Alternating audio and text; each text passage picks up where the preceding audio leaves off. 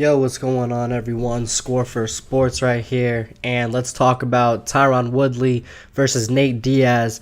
I think it's going to happen. I think Nate's going to sign the contract for the fight, and I think he's going to sign it just because he knows that the winner of this fight is going to guaranteed fight Conor McGregor next year, and that's probably going to be Conor McGregor's next fight, period.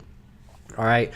We already know how complicated it was for Conor McGregor to get his first boxing match. Okay, there was a lot of drama in that. So him getting a second boxing match next year will be very hard for him to do. The UFC wants him to do a UFC fight. The UFC right now, they're trying to cash out on as many big events as possible. Now, they've always had big events and they cash out very well, but something that they've definitely noticed in the last couple years is that they have a lot of leverage. Okay, they have such a great fan base and such great support all around that it's like they don't need to do their system anymore, where it was encouraging people to stay in the same weight classes, and stay the reigning welterweight champion for 10 years or whatever. Those days are now about to be in the past. They know that, hey, we're gonna make whatever billion a year, consistently, regardless of what we do. People are going to continue watching the fights. I mean, the title fights are title fights for a reason, okay, because you are going to have two top level fighters no matter what, and it should be entertaining. All right.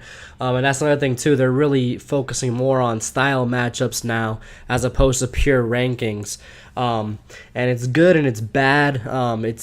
I think it's a lot worse for like just the fighters themselves, because then they could say, hey, what the heck, I'm 20-0 and I've been beating everybody up, but the only reason why you won't give me a championship fight is just because the champion is a good striker and I'm not the best striker, but I know I can take him down because he gets horrible takedown defense and I could choke him out in a minute. So no matter what, the UFC is going to win at the end of the day. It's such an awesome sport and it has such a great fan base. Like I said, no one's going to stop watching it, okay? Eventually, like, big people will get into big positions to sell fights, okay? But right now, they're trying to make the super fights over and over, all right?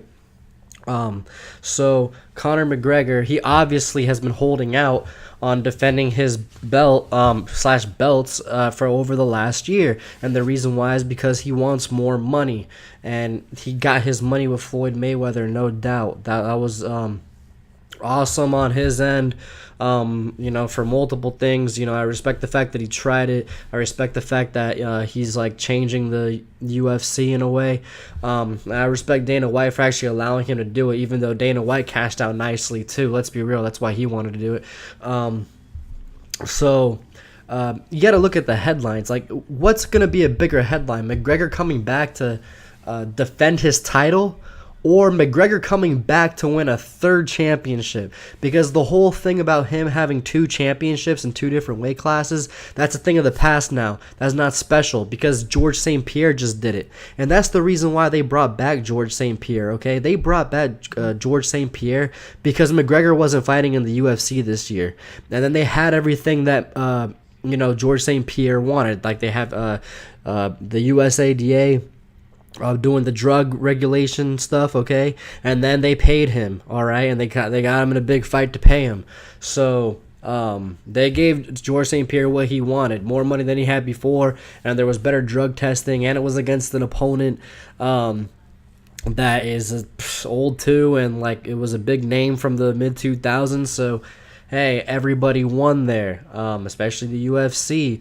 Like, George St. Pierre was pretty much like their trump card, like, hey, this is our way to replace McGregor, because the way that you bring back GSP, now he's equivalent to McGregor in today's day, all right, like in the current time, because he has the two championships like McGregor. All right, but then on top of that, he has way more history than McGregor. I like GSP over McGregor all day. Like, I'm a huge GSP fan. So with that, it's like they were still good to go. You know, they could have had George St. Pierre fight Anderson Silva. Shoot, they could have put him up against McGregor if they met at some like sort of catch weight or something. But no matter what, like that was their strategy. It's like so obvious, and what's obvious too is that the biggest fight, according to like their projections, the biggest UFC fight that McGregor can have right now, is the Nate Diaz trilogy fight. Okay, so obviously, why wouldn't they just do this? Hey, because the Diaz brothers, let's be real, they made a name for themselves. Okay, like so many people try to say like. It's like every time some new superstar pops up, people are like they forget about everybody else that has big names for themselves. It's like, oh, Ronda Rousey's like the new, face and $1 million woman of the UFC. It's like no, like there were people before her like that were making the biggest gates ever and stuff. Like, oh, Conor McGregor is the face now. No, like there's been other people, like but it's just publicity. It's like how they got to market. So But the Diaz brothers, I mean, like everybody that knows UFC knows who the Diaz brothers are. Like they got big fan bases, they have a big following. They're bad boys. Like they actually have like a very good, how should I put it? Like I don't know, they're just very good to advertise. Like they got the style. They're kind of like gangster, in a way. They're kind of street, especially with the way they fight. They're easy to sell. They're a good product, I guess. And, so him versus Woodley, that'll sell well. That'll probably be Woodley's biggest fight, honestly, because it's Diaz. And then everybody's going to keep thinking, Diaz just fought McGregor, for the people that haven't really followed it too long either. Oh, Diaz, versus Woodley. Whoever wins is the welterweight champion. All right, boom, welterweight champion. Doesn't matter who it is. When McGregor fights that winner, that's going to be the biggest UFC fight ever, most likely, up to that date. So it's easy. It's win-win. And because I can't see McGregor going to fight, Ferguson or whatever. Like, because the thing is, too, is like the way that they're trying to use McGregor right now is like, and I think for their super fights period, which is just smart, is like, man, like if they lose a fight, then obviously their value is going to decrease quite a bit, especially if they lose badly. So it's like, if you get McGregor up against Diaz or Woodley, who are great strikers at 170, and on top of that, it would either be the Diaz trilogy and or to fight the welterweight champion to get a third championship, clear as day. That's selling everywhere. All right.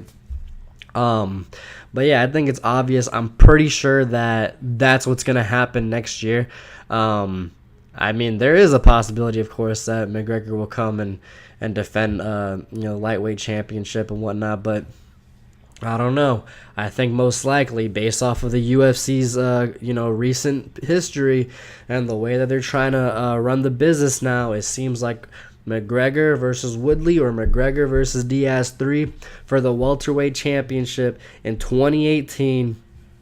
And that's it. Like, what could be bigger for the time? After that, obviously, he wouldn't be able to, I doubt he'd go up to like 185 or whatever.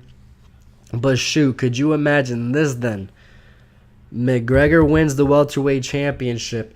And then, okay, because that'd be like so huge. And then after that, GSP comes down to get the welterweight championship again that he used to have. And like, I mean, he had it for a while. He was like one of the king of the welterweights when that division was like, super live. All right. So I could see both of those fights next year, honestly. And those two fights alone, that's it. That's going to pay for, a lot of people's vacations in the UFC, like their investors in Dana White for a while, okay? And the fans would like it. I'd love it. So why not? But yeah, if you agree with anything I had to say, if you have any other theory about what might be going on behind the scenes, let me know in the comments. Please like, please subscribe. Can't wait to talk to y'all about sports next time.